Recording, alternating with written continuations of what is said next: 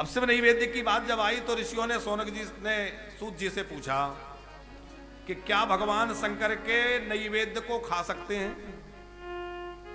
कई लोगों में यह है कि शिव जी के चढ़ा हुआ प्रसाद नहीं खाना चाहिए, तो क्या शिव जी को चढ़ा हुआ प्रसाद खाएं या ना खाएं? शिव पुराण में ये बड़ी उपयोग की बातें हैं। सूत जी महाराज बोले तुम कह रहे हो नहीं खाना चाहिए, अरे शिव जी के प्रसाद की तो ऐसी महिमा है, दृष्ट्वापि शिव नैवेद्यम यान्ति पापानि दूरता भुक्ते तु शिव नैवेद्ये पुण्यान्यान्ति कोटिसा। भगवान शंकर के नैवेद्य को दूर से देखने से ही सारे पाप तत्क्षण जल करके भस्म हो जाते हैं, इतना शिव नैवेद्य का प्रभाव है। यान्ति पापानि दूरता, अरे दूर से ही शिव जी को चढ़े हुए प्रसाद का दर्शन कर लिया जाए तो पाप भस्म हो जाते हैं, और फिर पाने को मिल जाए तो कहना ही क्या है। शिव जी के प्रसाद परम पावन है, पापों को मिटाने वाला है। शिव जी का नैवेद्य जो है अवश्य ग्रहण करना चाहिए। अब इसमें एक चीज और है कि जो वैष्णव हैं वो क्या करें। वैष्णव को भी शिव जी के नैवेद्य में कोई दोष नहीं है, पर कई लोग सांप्रदायिक कट्टरता के चलते ऐसा मानते हैं कि हम तो वैष्णव हैं, शिव नैवेद्य। तो उनके लिए पूज्य गुरुदेव भगवान कहते हैं कि आप जो है पहले अपने ठाकुर जी को भोग लगाएं। अब ठाकुर जी का जो बचा हुआ प्रसाद है, अधरामृत है, वो भगवान शिव जी को भोग लगाएं। अब वो शिव ठाकुर जी का प्रसाद हो गया, फिर शिव जी ने पा लिया, शिव जी का भोग हो गया, क्योंकि शंकर जी भी परम वैष्णव है, तो बिना ठाकुर जी को भोग लगाए शिव जी भी नहीं पाते। वैष्णव तो बिना ठाकुर जी को नैवेद्य लगाए कुछ खाएगा नहीं। तो शिव जी वैष्णव है, ठाकुर जी को पहले वो भी निवेदित करते हैं, पहले ठाकुर जी को निवेदित करें फिर शिव जी को निवेदित करें, और दोनों का प्रसाद प्रेम पूर्वक खाएं, आपके सारे पाप नष्ट हो जाएंगे, दुर्वासनाएं समाप्त हो जाएंगी। शिव जी को चढ़ा हुआ कौन सा प्रसाद नहीं खाना चाहिए? बोले जो वस्तु शिवलिंग को स्पर्श हो जाए, आपने कोई फल कोई मिष्ठान एकदम शिवलिंग पे ले जाके रख दिया तो वो नहीं खाना चाहिए। क्यों नहीं खाना चाहिए? ये नहीं है कि वो कोई अपवित्र हो गया, अरे शिव जी तो सबको पावन बनाने वाले हैं, तो क्यों नहीं खाना चाहिए? बोले इसलिए नहीं खाना चाहिए कि वो भगवान शंकर ने किसी को अधिकार दे रखा है। भगवान शंकर के चंड नाम के एक गण हैं, ये चंड नाम के गण जो है इनकी आगे कथा आएगी। तो चंड नाम के जो गण हैं इन्हें भगवान शंकर ने कहा कि तुम मेरे प्रसाद के अधिकारी रहोगे। कौन सा प्रसाद? बोले जो प्रसाद शिवलिंग पर चढ़ गया और शिवलिंग को स्पर्श हो गया, वो चाहे कोई फल हो, चाहे कोई मिष्ठान हो, चाहे कोई और वस्तु हो, शिवलिंग पर स्पर्श किया हुआ जो प्रसाद है उस पर तुम्हारा अधिकार होगा। उसको जो खाएगा उसको पातक लगेगा, वो तुम्हारा अधिकार है। तो उसको जो है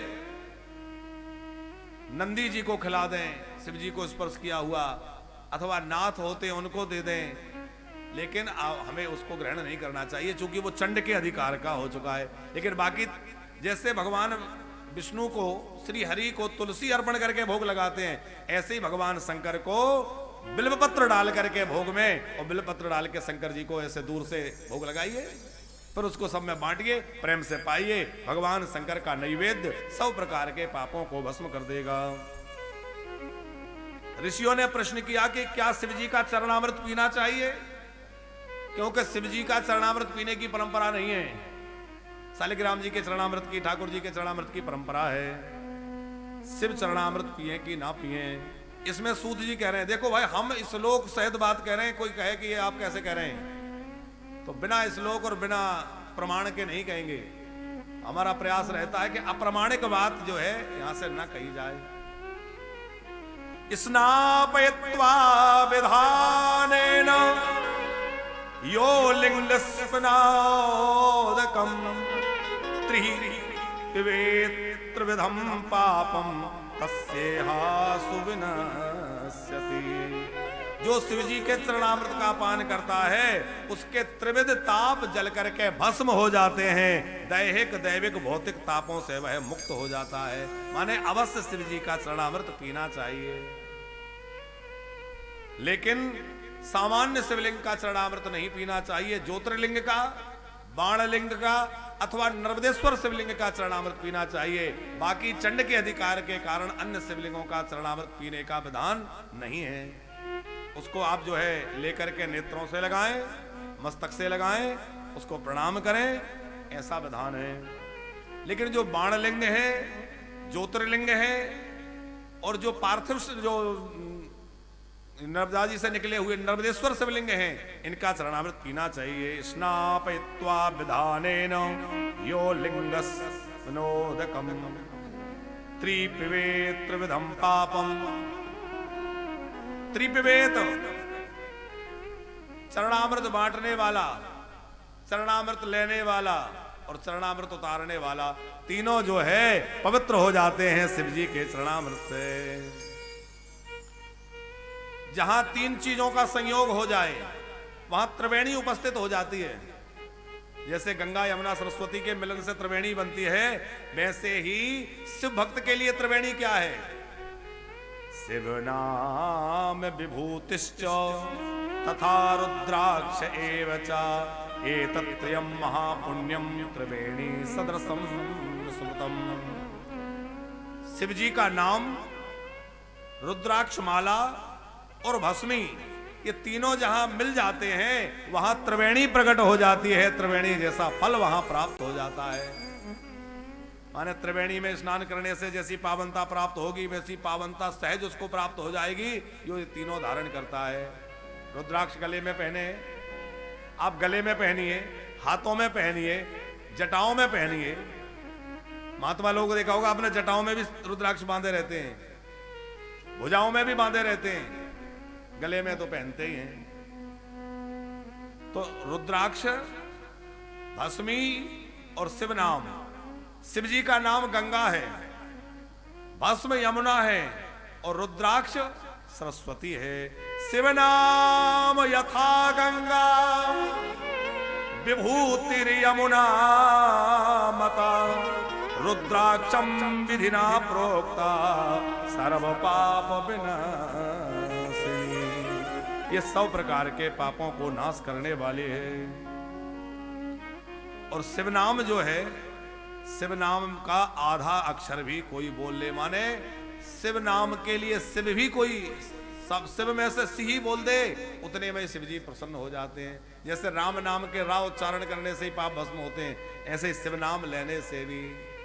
माता सती ने दक्ष को फटकार लगाते हुए कहा था, अरे दुष्ट, शिव जी का जो 2 अक्षर का नाम है इसको लेने से सारे पाप भस्म हो जाते हैं और व्यक्ति शिवरूप हो जाता है। तू ऐसे भगवान शंकर से द्रोह करता है।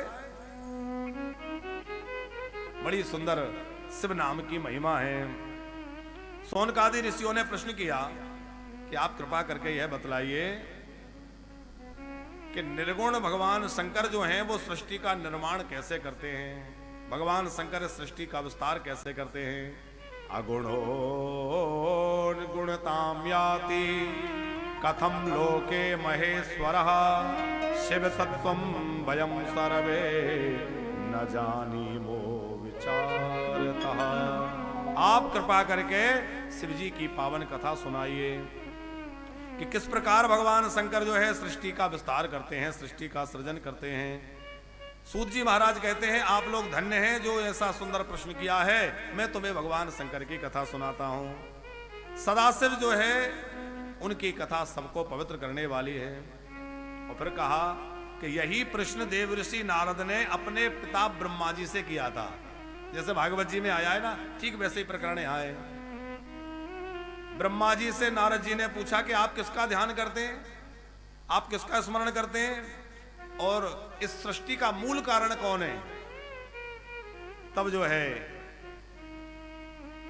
बड़ी सुंदर कथा ब्रह्मा जी ने नारद जी को कही। तो सोनक जी ने पूछा कि ब्रह्मा जी का और नारद जी का मिलन कब हुआ और वो प्रसंग कैसे हुआ, जरा हमें सुनाइए। तो हम लोग उसको सुने। पहले थोड़ा सा शंकर जी के नाम का आश्रय ले लें। और उसके बाद हम लोग आगे बढ़ेंगे। बोले सत्यदेव शंकर भगवान की, गौरी शंकर भगवान की।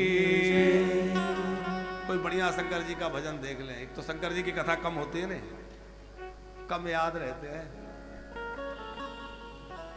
बोले गौरी शंकर भगवान की। कल हमने एक भजन देखा, इसमें बढ़िया शंकर जी का भजन लिखा था। हम सोचते थे वही सुना दें, अब जाने कहां गया, भूल जाते हैं। शंकर तेरी जटा से, यही गा लेते हैं कि बहती है गंगाधारा,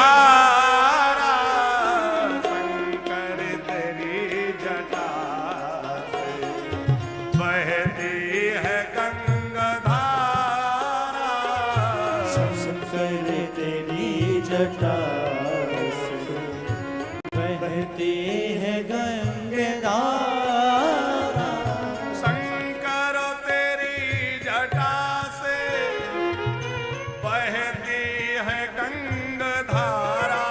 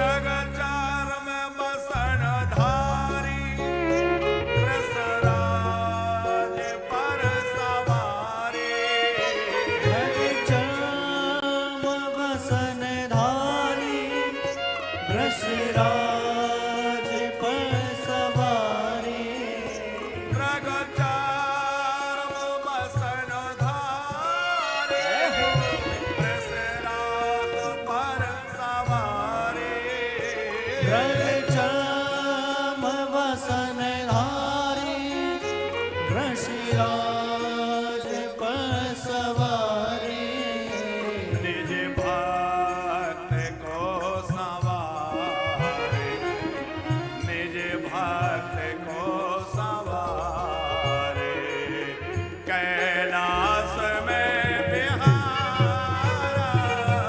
शंकर तेरी जटा से बहती है गंगाधारा। ओ शंकर तेरी जटा से बहती है गंगाधारा। शंकर तेरी जटा से बहती है गंगाधारा। ओ काली घटा के अंदर जिमिदावनी उजारा। शंकर तेरी जटा से बहती है गंगाधारा।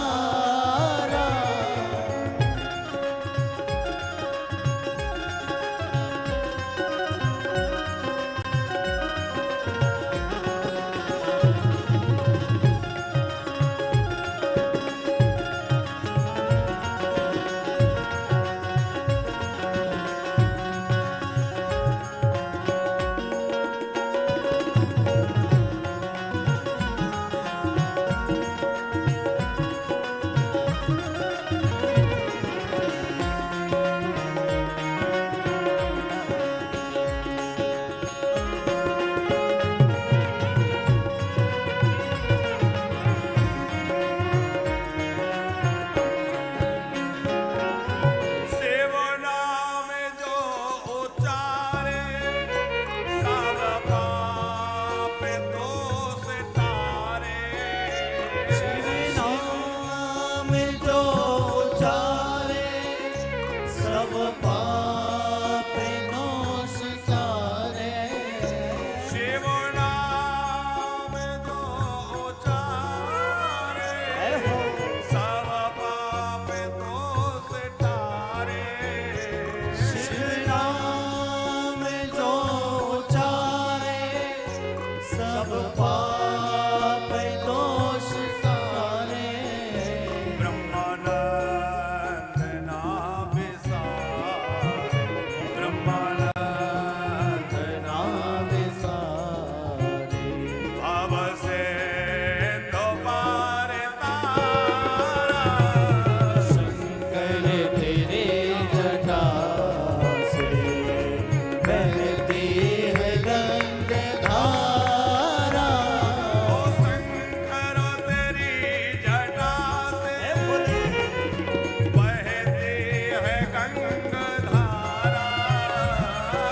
शंकर तेरी जटा से बहती है गंगाधारा। ओ काली घटा के अंदर, काली घटा के अंदर जिमिदावनी उजारा। शंकर तेरी जटा से बहती है गंगाधारा। ओ शंकर तेरी जटा से, शंकर तेरी जटा से, शंकर तेरी जटा से, ओ शंकर तेरी जटा से, शंकर तेरी जटा। बोले गौरी शंकर भगवान की जय। बड़ी सुंदर कथा कि कैसे ब्रह्मा जी से नारद जी का संवाद हुआ, कब हुआ। तो उसके लिए पहले नारद जी का चरित्र सूत जी ने सुनाया है। एकस्मिन् समये विप्रा नारदो मुनिसत्तमा ब्रह्मपुत्रो विनीतात्मा तपोर्थे मन साधये। एक समय की बात है, देवर्षि नारद जो मुनियों में श्रेष्ठ हैं, मुनि सत्तमा, ब्रह्मपुत्रो, ब्रह्मा जी के पुत्र कैसे हैं? इनका विशेषण लिखा है विनीत आत्मा, क्योंकि यहां नारद मोह की कथा प्रारंभ हो रही है, इसलिए उनकी पहले विशेषताएं लिख दी कि कोई संशय मत करना, वो ऐसे वैसे महात्मा नहीं है, वो तो हम लोगों के कल्याण के लिए, शिक्षा के लिए नारद जी ने ये लीला की। बाकी वो ब्रह्मपुत्र हैं, विनीत आत्मा हैं, तपस्वी हैं, भगवत भक्त हैं। एक बार हिमालय की ओर गए और हिमालय की गुहा में जैसे ही पहुंचे तो एक ओर तो गंगा जी बह रही है, दूसरी ओर हिमालय की सुंदर चोटियां हैं। वहां एक बड़ी सुंदर गुफा थी, उस हिमालय की गुफा में नारद जी पहुंचे। अच्छा, व्यक्ति का जैसा मन होता है वो वस्तु का वैसा अर्थ लगाता है। किसी चोर जुआरी को ऐसी जगह मिल जाए तो वो सोचे कि बढ़िया है, चोरी का धन रखने छुपने के लिए बढ़िया जगह है। विषयी को मिले वो अपने ढंग से सोचेगा, लेकिन भक्त को कोई बढ़िया स्थान दिखे वो क्या सोचेगा, ये तो भजन करने के लिए बहुत बढ़िया है। अभी हमारे डॉक्टर राम कमलदास वेदांती जी स्वामी जी एक जगह की बात सुना रहे थे, बोले हम विदेश में गए तो कहीं घूमने के लिए लोग ले गए, कोई दर्शन, कोई झरना वरना कुछ था वहां, विदेशों में तमाम चीजें होती हैं। बोले ले गए लोग तो वहां किसी ने पूछा कि अच्छा स्वामी जी आपके यहाँ ऐसी जगह होती तो आप क्या करते, भारत में ऐसी सुंदर कोई जगह होती तो क्या करते आप? तो स्वामी जी हंस के बोले यदि ऐसी जगह हमारे यहाँ होती तो हम लाके एक शिवलिंग विराजमान कर देते। हम लोगों के अंदर जो है हम तो वही देखेंगे, वही करेंगे। नारद जी ने सुंदर गुफा देखी तो क्या मन हुआ, बोले यहां बैठ के तो भजन बहुत अच्छा होगा। कि हिम गिरि गुहा एक वति पावनी, वह समीप सुर सरी सुहावन। मानस में भी गोस्वामी जी ने इस प्रसंग को बहुत बढ़िया से गाया है। अच्छा, कई श्लोक तो ऐसे हैं राजपूत जी बिल्कुल लगता है कि उन श्लोकों का ट्रांसलेट किया है, बिल्कुल हुबहू। आश्रम परम पुनीत सुहावा, आश्रम परम पुनीत सुहावा, देखी देव ऋषि मनयति भावा, देखी देव ऋषि मनयति भावा, सोमरत हरहि श्राप गति बाधी, सुमरत हरहि सब गति बाधी, सहज विमल मन लागे समाधि, सहज विमल मन लागे समाधि। नारद जी का मन सहज ही निर्मल है, भगवत भक्त हैं। सुंदर वह वातावरण, गंगा जी की सुंदर ध्वनि हो रही है, सुंदर सुरम्य स्थान है, वहां बैठ गए। नारद जी के पीछे महाराज दक्ष का श्राप लगा हुआ है, एक जगह ठहरोगे नहीं। पर सुमरत हरहि श्राप गति बाधी, वहां जाकर के श्राप की गति रुक गई और देव ऋषि नारद आसन लगा के बैठ गए। और ऐसा मन लगा कि कब ध्यान लग के समाधि में चले गए पता ही नहीं चला। अब नारद जी की समाधि का पता इंद्र को लगा, और जो लोग पद पे बैठे रहते हैं ना, ये हर समय डरे रहते हैं, बड़े सशंकित रहते हैं, पता नहीं कब चला जाए, कब क्या चक्कर पड़ जाए, कौन से घोटाले में फंस जाएं। तो इंद्र को पता लगा कि नारद जी तपस्या कर रहे हैं। बोले उनको क्या आवश्यकता है तपस्या करने की, बोले हिमालय की गुफा में बैठे। डर गए इंद्र। इंद्र ने अपने सहायकों को, कामदेव को, रति को, तमाम अप्सराओं को बुलाकर कहा कि जाओ जाकर के नारद जी की तपस्या भंग कर दो।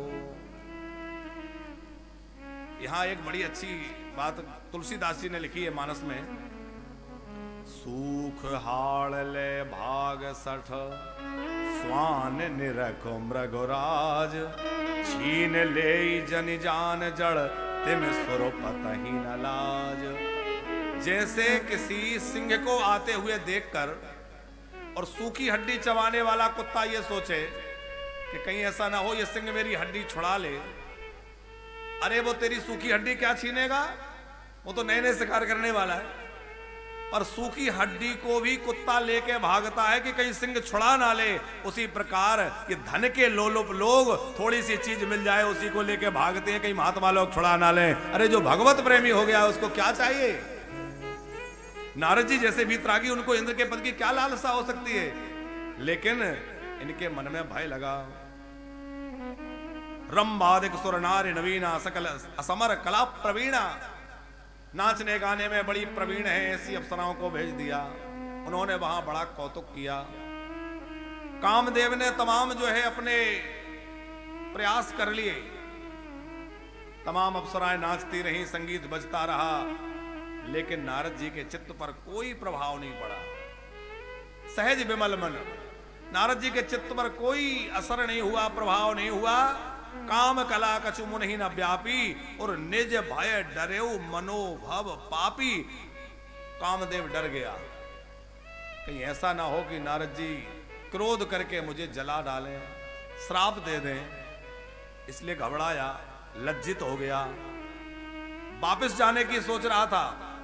तो नारद जी को प्रणाम करने लगा। अब उसने यहां 3 काम किए हैं कामदेव ने। पराजय स्वीकार तो कर ली कि मैं नारद जी की समाधि भंग नहीं कर पाया।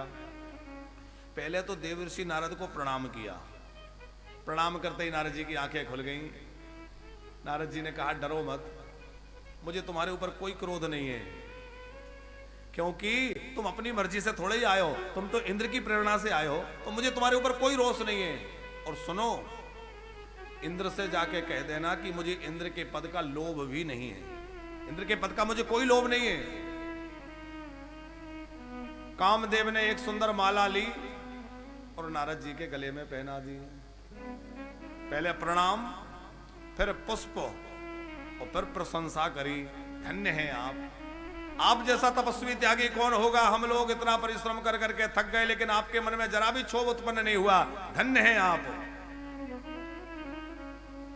अच्छा, ज्यादा व्यक्ति की प्रशंसा होने लगे तो व्यक्ति अपना आपा ही भूल जाता है। भूल जाता है कि नहीं? प्रशंसा व्यक्ति को अपना, हमारा क्या स्तर है वो भी भूल जाता है। एक आदमी रेलवे स्टेशन पर गया तो वो स्टेशन पे खड़ा हुआ था, कुछ थैला वैला लेकर के। ट्रेन धीमे धीमे चलने लगी थी, तो लोगों ने कहा, अरे पहलवान है, चढ़ जा, पहलवान है, जल्दी चढ़ जा, दौड़ के चढ़ जा, तू तो पहलवान है। अब पहलवान कहा तो वो दौड़ के चढ़ गया। चढ़ने के बाद उदास। लोगों ने पूछा, उदास क्यों हो? बोले, इसलिए कि मुझे तो गाड़ी में चढ़ना नहीं था। तो चढ़ना नहीं था तो क्यों चढ़ गए? बोले, सब लोग कह रहे थे तू तो पहलवान है, चढ़ जा, पहलवान है, चढ़ जा, तो मुझे जोश आ गया, मैं चढ़ गया। मैं तो किसी को पहुंचाने आया था। तो व्यक्ति प्रशंसा सुन के अपना प्लेटफॉर्म भूल जाता है, मुझे करना क्या है। शक्कर से ज्यादा मीठी है।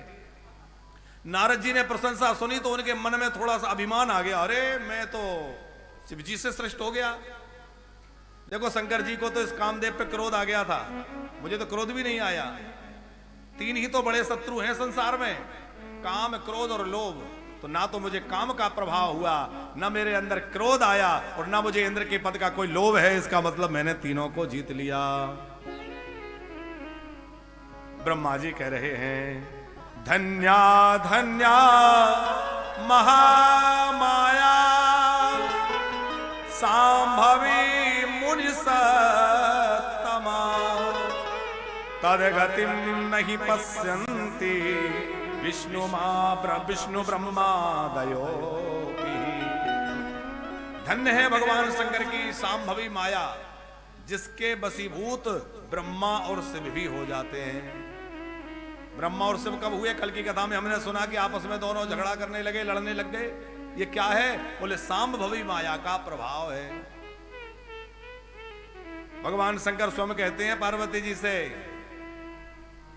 बोले बिहसी महेश तब ज्ञानी मूढ़ न कोई, जय जसे रघुपति करहि सो तस तेहि क्षण होई।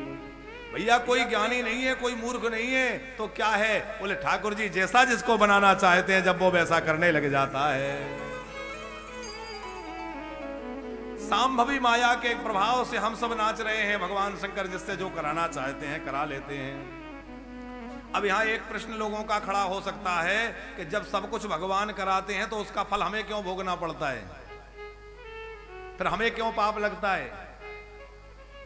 कई लोगों के मन में यह प्रश्न आता है। सीधा सा उत्तर है कि भगवान हमको शक्ति दे रखे हैं कार्य करने की, लेकिन काम क्या करना है ये हमारे विवेक के ऊपर है। मनुष्य को भगवान ने विवेक दे करके, बुद्धि दे करके संसार में भेजा कि अब अपने विवेक और बुद्धि से तुम्हें अच्छा बुरा जैसा करना है वैसा कर लो। जैसे बिजली का पावर है, तो पावर तो आ रहा है, अब उसको हम हीटर में लगा रहे हैं कि एसी में लगा रहे हैं कि पंखे में लगा रहे हैं कि बल्ब में लगा रहे हैं, ये तो हमारे ऊपर है। तो उसी प्रकार वह एक सत्ता है जो हमें प्रेरित कर रही है काम करने के लिए। तो करवा तो वह रही अपनी शक्ति से, लेकिन करना क्या है ये हमारे ऊपर है, क्योंकि भगवान ने मनुष्य को वह स्वतंत्रता दे रखी है। हम जैसा चाहे कर सकते हैं, अच्छा करें बुरा करें।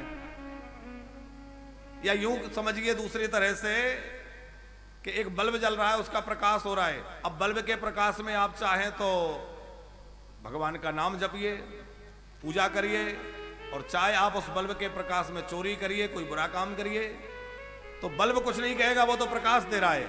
ऐसे ही जगत प्रकाश से प्रकाशक रामू, वह तो प्रकाशक है, हम सब उसके प्रकाश में अपना अपना कार्य कर रहे हैं। पर पाप और पुण्य किसको नहीं लगता? जो सर्वतो भावेन भगवान की शरणागत हो गया है, जिसने ये मान लिया है कि अब तो ठाकुर जी ही मेरे सब कुछ हैं, वो जो कराएंगे मैं वही करूंगा। तो पूरी तरह जो शरणागत हो गया है, फिर उसको अपने कर्मों का फल नहीं भोगना पड़ता, क्योंकि अब वो अपने चलाए नहीं चल रहा, वो भगवान के चलाए चल रहा है। दूसरी बात, कर्म फल की इच्छा ना हो। हम लोग जो भी कर्म करते हैं उसमें फल की इच्छा होती है कि नहीं? ऐसा करेंगे तो ये हो जाएगा, ये कर लेंगे तो ये मिल जाएगा। तो कर्म फल की इच्छा है तो उसका फल भोगना ही पड़ेगा। पाप और पुण्य जो होगा वो भी भोगना पड़ेगा। लेकिन जहां फल की इच्छा नहीं है, केवल भगवत प्रेरणा समझ के, भगवत इच्छा मान करके कोई जीव फल की इच्छा त्याग के कार्य करता है, उसका फल उसको नहीं भोगना पड़ता। नारद जी के मन में अहंकार आ गया। कामदेव तो लौट के चले गए इंद्र के पास, और नारद जी ने मन में विचार किया, अभी तक सारे विश्व में एक ही काम विजेता थे, कौन? भगवान शंकर। अब हम दो हो गए, भाई मैं भी उनका प्रतिस्पर्धी हो गया, तो एक बार जाके बताऊं तो सही कि मैंने क्या कीर्तिमान स्थापित किया है। शिव जी को भी तो पता चले कि अब मेरे जोड़ीदार कोई और भी हो गया। तो सीधा वहां से भगवान शंकर के पास गए। अच्छा, शिव जी ने कामदेव को जला दिया था। नारद जी सोच रहे हैं मुझे तो क्रोध नहीं आया, मैंने जलाया भी नहीं। लेकिन शिव जी ने क्यों जलाया था? बोले काम दुर्गुण है, दुर्गुण को दबाना नहीं, दुर्गुण को मिटा देना चाहिए, क्योंकि दुर्गुण को दबाओगे तो कभी ना कभी वो फिर प्रकट हो जाएगा। और आगे चल के नारद जी के साथ ऐसा हुआ भी। दुर्गुण को दबाना नहीं है, दुर्गुण को मिटाना है। तब नारद गवने सेव पाही, जिता काम अहिमित मन माही। तब नारद गवने सेव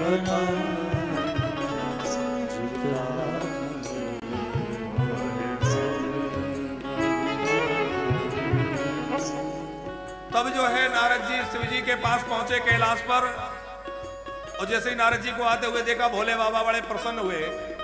महात्मा आ रहे हैं, कथा सुनने को मिलेगी, रामचरित्र सुनाएंगे। पर नारद जी ने आज रामचरित्र नहीं सुनाया, कामचरित्र सुनाया। आए थे तो रामचरित्र सुनने, क्या सुनाया? मार चरित शंकर ही सुनाए, मार चरित शंकर ही सुनाए। अति प्रिय जानी महेश सिखाए, अति प्रिय जानी महेश सिखाए। भोले बाबा ने समझाया, देखो अच्छा है, तुमने काम को जीत लिया, बहुत प्रसन्नता की बात है। पर नारद जी एक मेरी विनती है। नारद जी बोले हाँ हाँ कहिए। बोले जैसे ये चरित्र तुमने मुझे सुनाया है ऐसे किसी और को मत सुनाना। नारद जी बोले किसी को क्या सुनाना, कभी आवश्यकता पड़ी तो श्री हरि को ही सुनाएंगे, हम तो उन्हीं का आश्रय लेते हैं। शिव जी बोले चाहे और किसी को सुना देना पर उन्हीं को मत सुनाना। बोले ऐसे तो नहीं सुनाएंगे पर कभी चर्चा निकल आए, बातचीत चल जाए। बोले नहीं नहीं चले ही प्रसंग दुरावाऊ तब प्रसंग चले तब भी छुपा जाना, टाल जाना, मत सुनाना। तिमी जने हरहि सोनावा कवहो चलाओ प्रसंग दुरायो तब चलाओ प्रसंग दुरायो तब चलाओ प्रसंग चलाओ प्रसंग चलाओ प्रसंग। हे तात नारद प्राज्ञा धन्यस्त्वं शृणुमद्वचा वाच्येवं न कुत्रापि हरेरग्रे विशेषता। कहीं ये चर्चा मत करना और विशेष रूप से हरेरग्रे विशेषता, हरि के सामने तो भूल के भी ये चर्चा मत करना। शिव जी ने बहुत सुंदर उपदेश दिया। संबुद्धि ने उपदेश हित नहीं नारद ही स्वान। नारद जी क्या सोच रहे हैं?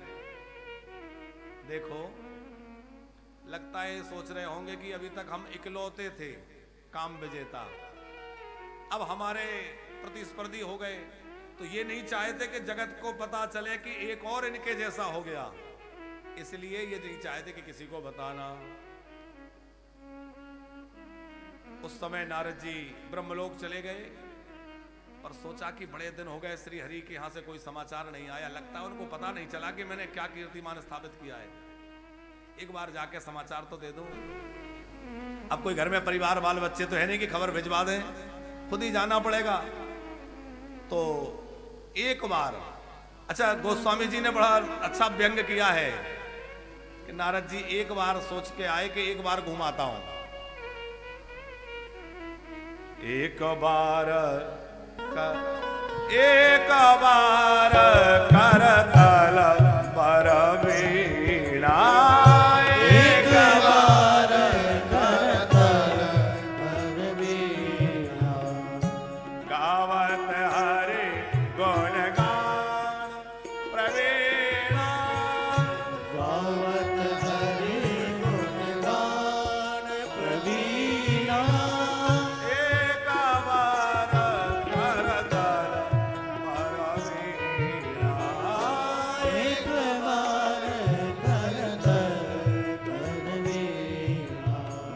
प्रबला भावे कर्म गतर के आप चक्षणई न निर्वाया जनै कश्चिद अप्रेक्षा छैव शंकरी। सूत जी कह रहे हैं भगवान शंकर की बड़ी विचित्र माया है। नारद जी मोहित होकर के और गए तो क्षीर सागर पर दर्शन करने नहीं गए, समाचार देने जा रहे हैं। और जैसे ही वहां पहुंचे तो हमेशा तो भगवान अपने आसन पर विराजे रहते थे। नारद जी जब पहुंचते थे, आज नारद जी को आते देखा तो भगवान श्री हरि उठ के खड़े हो गए। हर से मिले ओठी रामा निकेता, हर से उठे रामा निकेता। हर्षित होकर भगवान उठ के खड़े हो गए। आइए आइए नारद जी आइए, स्वागत है। अब जैसे ही भगवान खड़े हुए तो नारद जी मन में सोच रहे हैं कि लगता है इनको पता लग गया कि अब हम पुराने वाले नारद नहीं रहे, इसलिए उठ के प्रणाम खड़े होकर स्वागत कर रहे हैं। अच्छा प्रणाम करके नारद जी नीचे बैठने लगे। भगवान ने कहा अरे नहीं नहीं वहां मत बैठिए, यहाँ आइए मेरे पास बैठिए। तो भगवान ने अपने पास बिठा लिया। बैठे आसन रे साईं समेता, बैठे आसन रे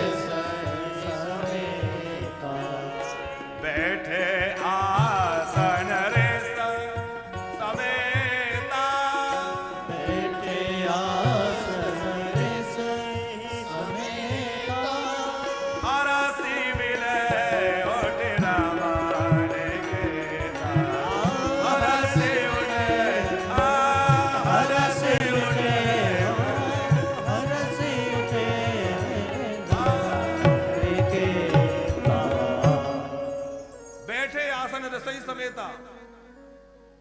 महात्मा नारद को लेके भगवान आसन पर बैठे, अपने पास बिठा लिया।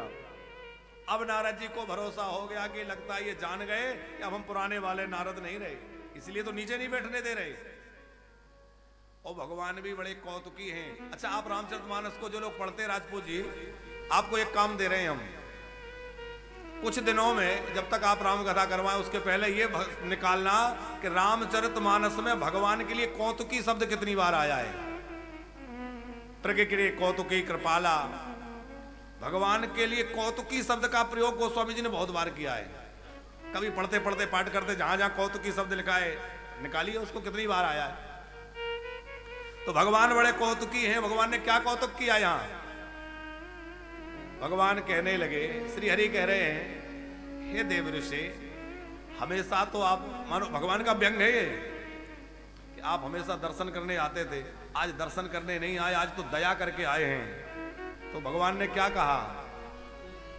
बहुत दिन कीनी मुनिदाया, बहुत दिन कीनी मुनिदाया। बड़े दिनों में दया करी। व्यंग क्या है? पहले दर्शन करने आते थे, अब दया करने आए। इतना कहते ही नारद जी को अवसर मिल गया। बोले क्या बताएं, थोड़ी समाधि लग गई थी। भगवान ने पूछा बड़े दिनों में आए? बोले थोड़ा क्या है, समाधि लग गई थी। अच्छा समाधि, उसमें तो सर्दी गर्मी वर्षा सब सहनी पड़ती है। नारद जी बोले अरे ये सर्दी गर्मी क्या है, महाराज काम आया था। अच्छा फिर क्या हुआ? अरे होना क्या था, आपकी कृपा ऐसी रही कि काम का कोई प्रभाव मेरे चित्त पर नहीं हुआ, और मैंने तो क्रोध को भी जीत लिया। मुझे कामदेव पर कोई क्रोध भी नहीं आया, शिव जी को तो क्रोध आ गया था। और मैंने तो कह दिया कि मुझे इंद्र के पद का कोई लोभ भी नहीं है। आपकी कृपा से मैंने तीनों को जीत लिया। अब ठाकुर जी मन ही मन मुस्कुरा रहे हो, वाह, एक और तो कह रहे हो कि मैंने जीत लिया, और बाद में मन रखने के लिए कह रहे हो आपकी कृपा से। कई बार लोग बड़े अपने अहंकार की बातें करते और बाद में कहते थे अरे सब आपकी कृपा है। विकारास्तस्य सद्यो वै भवन्ते वखिल दुःखदा, नैष्ठिको ब्रह्मचारी त्वं ज्ञान वैराग्यवान सदा। भगवान क्या बोले? अरे ये विकार आपका क्या बिगाड़ सकेंगे? आप तो नैष्ठिक ब्रह्मचारी हैं, ज्ञानी हैं, वैराग्यवान हैं, ये दुर्विकार आपका कुछ नहीं कर सकते। सोने मोनी मोहे होई मनता के, सोने मोनी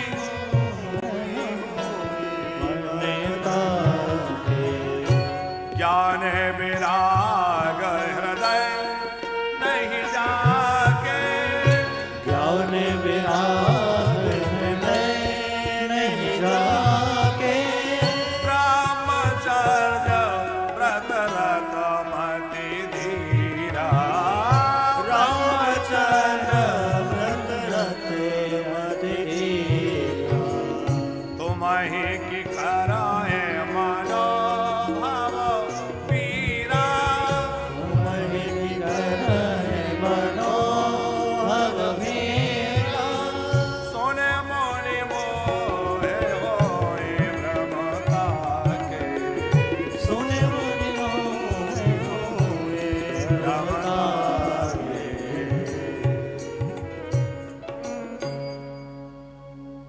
भगवान बोले ये मोह तो उनको सताता है जिनके अंदर ज्ञान की कमी है, वैराग्य नहीं है। आप तो नैष्ठिको ब्रह्मचारी तुम ज्ञान वैराग्यवान सदा। भगवान समझ गए इनके अंदर बहुत अभिमान आ गया है, अब इसको दूर करना पड़ेगा, क्योंकि मेरा प्रण है अपने शरणागतों के अंदर जो अभिमान, जो विकार, जो दोष आ जाते हैं, मैं उनको दूर कर देता हूं। भगवान ने नारद जी को उस समय तो विदा कर दिया और बड़ी सुंदर माया प्रकट करी। नारद जी जिस मार्ग से जा रहे थे उसमें बड़ी सुंदर व्यवस्था कर दी, एक सुंदर नगर जिसके सुंदर बाग बगीचे तालाब देख करके मन सहज लुभा जाए।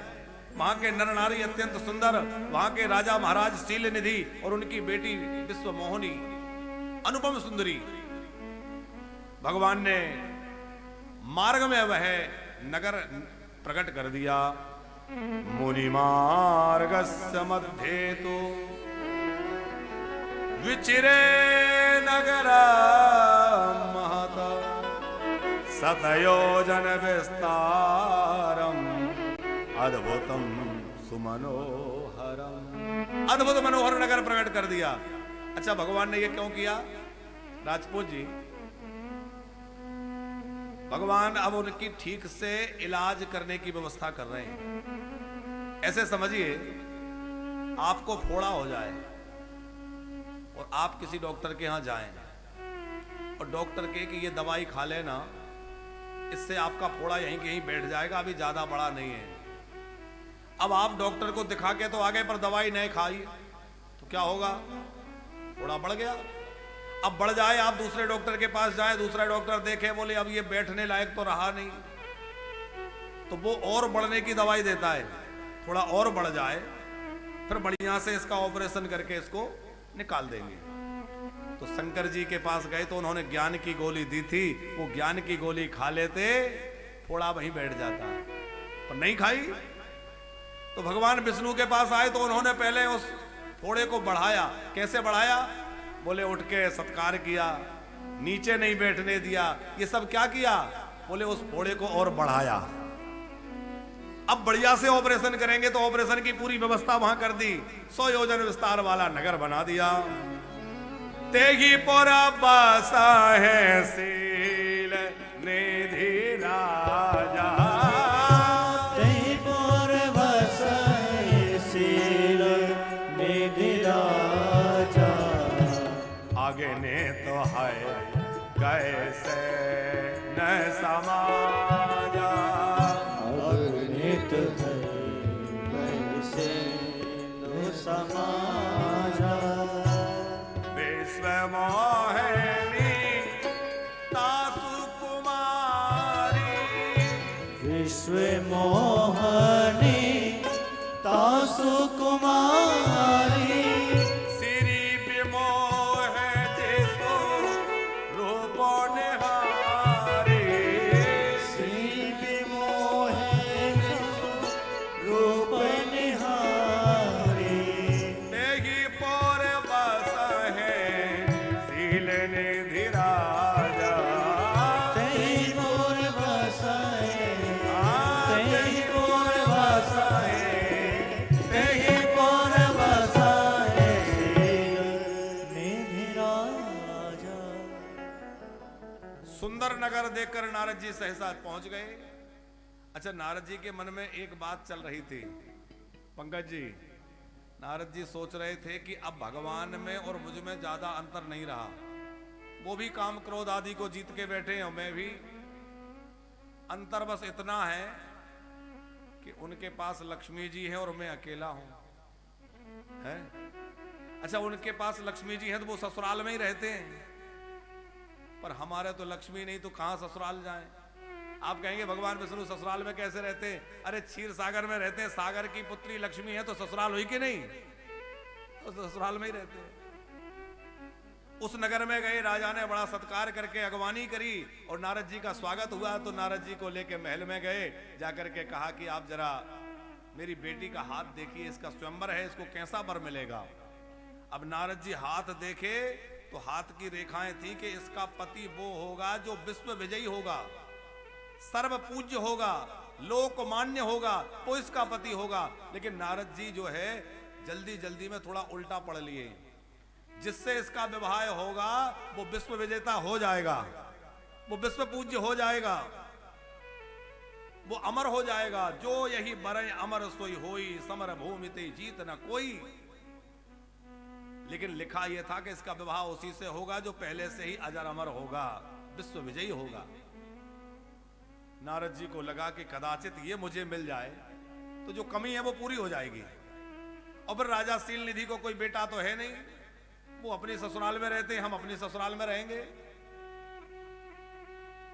अब लेकिन मिले कैसे? क्योंकि स्वयंवर है और स्वयंवर में तो ये उसी का चयन करेगी जो सुंदर हो। क्योंकि कन्या वरीयते रूपम, कन्या रूप का वर्णन करती है। पिता कुल देखता है, माता धन देखती है, बेटा बेटी जो है वो स्वरूप देखते हैं, सुंदरता देखते हैं, रूप देखते हैं। परिवार के लोग परिवार देखते हैं, कैसा घर है, कैसा परिवार है। और जो बाराती लोग हैं वो भोजन देखते हैं, भोजन बढ़िया है कि नहीं है, हैं? भोजन बढ़िया नहीं मिले तो अरे बोले काहे की शादी थी, क्या था, कुछ नहीं।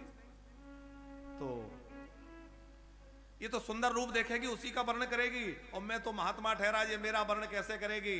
तो सोचा कि बढ़िया रूप बना लूं। अच्छा, नारद जी चाहते तो अपने आप से भी रूप बना सकते थे, इतना तो उनमें भी सामर्थ्य था, लेकिन अपने से नहीं बनाया। सोचा कि मैं भगवान श्री हरि का रूप मांग लूं, उनके जैसा सुंदर कोई नहीं है। उनका रूप मांगने के लिए मैं चला जाता हूं, और उनका रूप मिल जाएगा तो निश्चित ये कन्या मेरे गले में माला डाल देगी, विवाह हो जाएगा। तो भगवान का स्मरण करके वहां से चले, और भगवान रास्ते में ही मिल गए। और भगवान रास्ते में मिले तो नारद जी क्या बोले, प्रभु एक काम आ गया। भगवान मुस्कुराए। कल तो कह रहे थे कि थोड़ी देर पहले ही कह रहे थे कि काम को जीत लिया, अब कह रहे हैं काम आ गया। थोड़ी देर पहले खुद ही कह रहे थे ना कि मैंने काम को जीत लिया, और अब खुद ही कह रहे हैं एक काम आ गया। भगवान मुस्कुराए, बोले बताओ क्या काम है। बोले काम यह है कि आप अपना रूप मुझे दे दीजिए, क्योंकि आपके समान मेरा कोई हितैषी नहीं है। प्रभु आप जल्दी से अपना रूप मुझे दे दीजिए। भगवान ने कहा क्यों। बोले आन भांत नहीं पावो ओही, और किसी प्रकार उसको मैं प्राप्त नहीं कर सकता। भगवान ने कहा ओही मतलब, बोले उसको। अच्छा नाम नहीं ले रहे, क्यों। अब बोले सोच तो ये रहे होने वाली पत्नी है और पत्नी का नाम नहीं लेना चाहिए, तो अभी से लेना बंद कर दिया। ओही नारद जी ने तो ये सोच लिया कि बस अब होने ही वाला, भगवान रूप दे देंगे, तुरंत विवाह हो जाएगा। आन भात नहीं पावो ओही, और भगवान देने ही वाले थे। तब तक नारद जी ने एक बात और कह दी, क्या। जेहि विधि होहि नाथ हेत मोरा, करिए सुबेगी दास में तोरा, करिए सुबेगी दास में तोरा। हे भगवान जैसे मेरा हित हो आप वही करिए। ठाकुर जी मन ही मन मुस्कुराए और सोचने लगे, एक और तो विवाह करना चाहते हैं, दूसरी ओर हित की बात कर रहे हैं। अरे जो हित चाहे वो इस चक्कर में ना पड़े, और जो विवाह के चक्कर में पड़े फिर वो हिताहित की ना सोचे, जो हो रहा है फिर उसका आनंद ले है?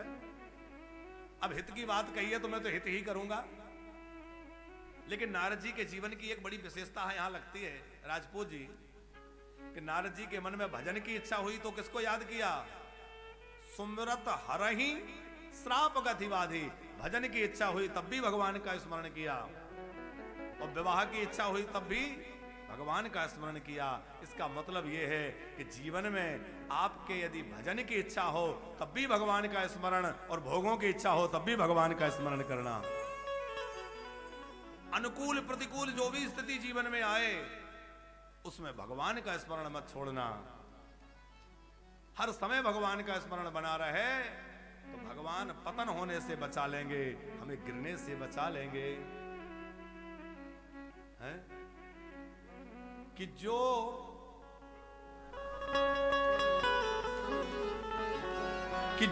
बनाओ तो बन जाएंगे, जो बनाओ सो बन जाएंगे। अरे जहां भेजो वहीं जाएंगे, जहां भेजो वहीं जाएंगे, जहां भेजो वहीं जाएंगे। जो बनाओ सो बन जाएंगे, जो बनाओ सो बन जाएंगे। ओ जो बनाओगे बन जाएंगे, जो बनाओगे बन जाएंगे। जहां भेजो वहीं जाएंगे,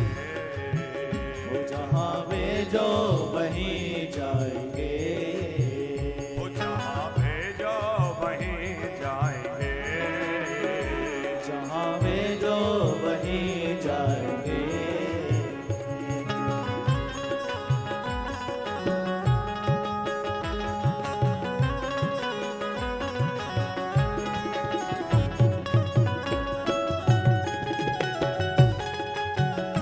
जय हो।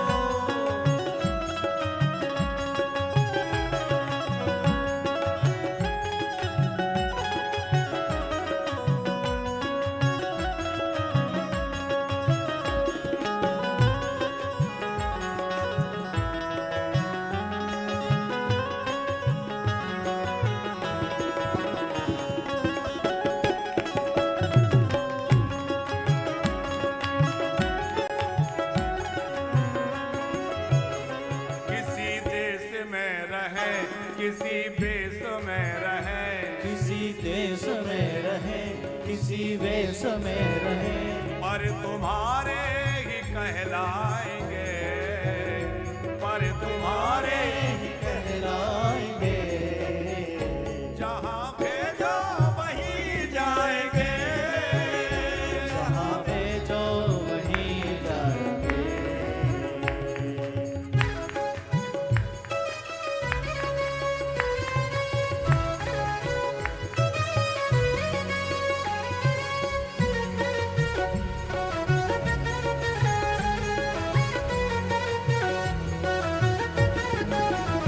जय हो।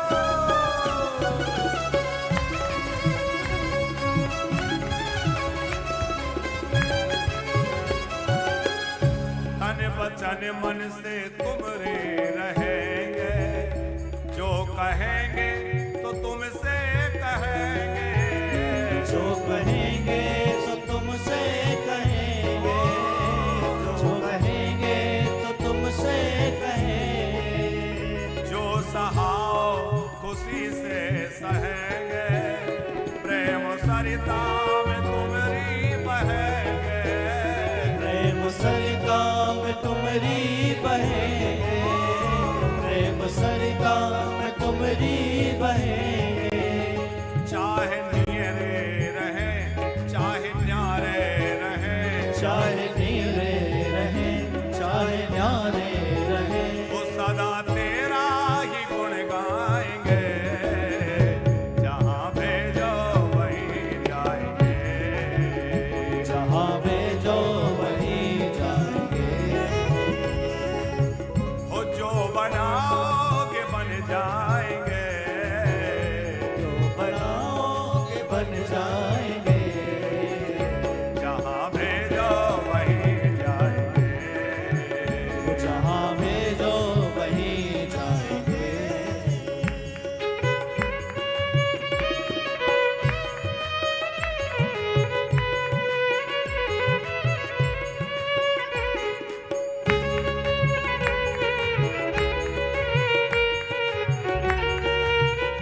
जय हो।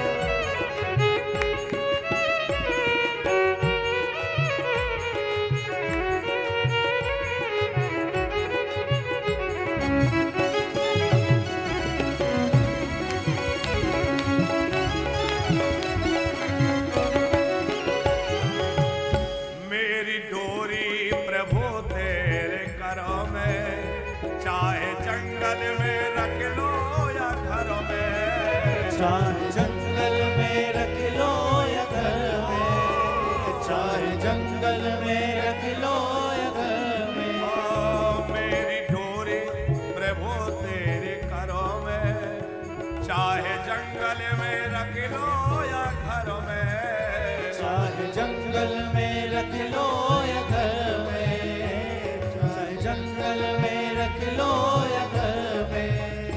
ऊँट काने पे या हो डगर में, रखना बसना तो अपनी नजर में, रखना बसना ते अपनी नजर में, रखना बसना ते अपनी नजर में।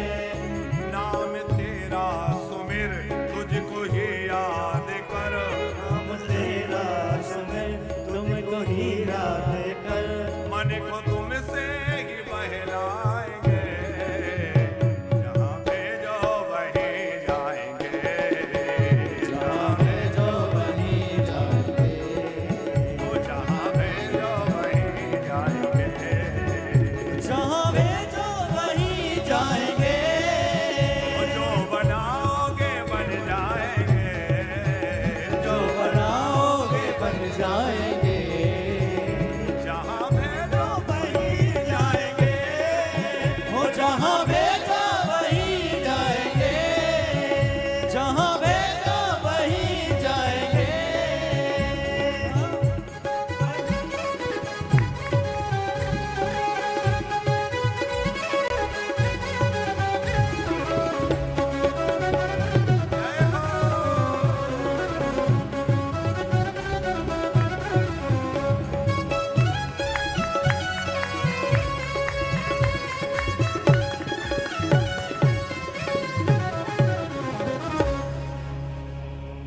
कि जहां भेजो कि जो बनाओगे बन जाएंगे, जहां भेजो वहीं